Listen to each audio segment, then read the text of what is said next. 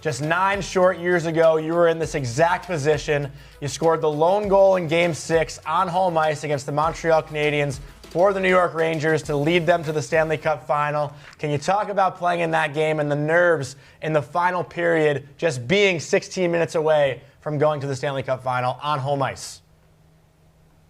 Yeah, well, good of you, and nice of you to mention that memory, because it's a special memory for me as well. But I think the mindset in a game like that, with the Rangers, we were up 3-2 in the series. You just don't want to give the team any life. And obviously the situation tonight is a little bit different because you've got a three game lead, but you just never know how quickly the tables can turn, and you want to take advantage of the opportunity when you have it. It was a very tight checking game, not a lot of room, not a lot of opportunities either way. You knew it was going to come down to one play here or there, and we were fortunate enough to make that play. We were also fortunate enough to have a guy by the name of Henrik Lundqvist who made some spectacular saves to see us through to the Stanley Cup final that year.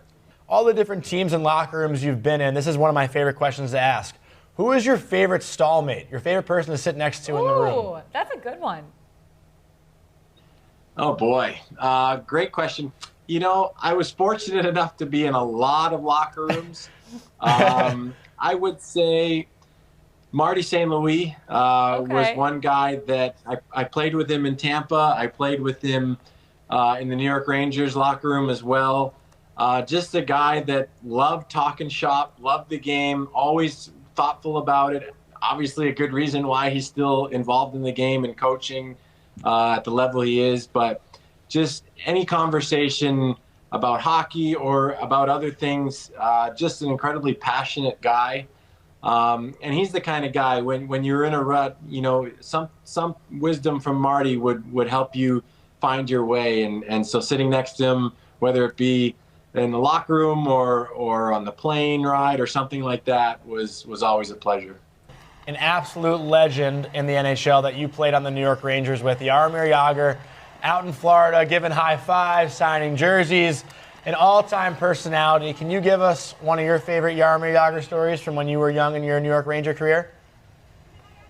Well, one of the amazing things that I remember very vividly from Yogs was, and it all makes sense now, and you'll understand when I tell you the stories. I remember it was my rookie year, so we're going back to 2005 when Jaromir said this to me. But he told me in private, at some point during an off moment where he said, my dad told me I'm not going to peak until I'm in my 40s.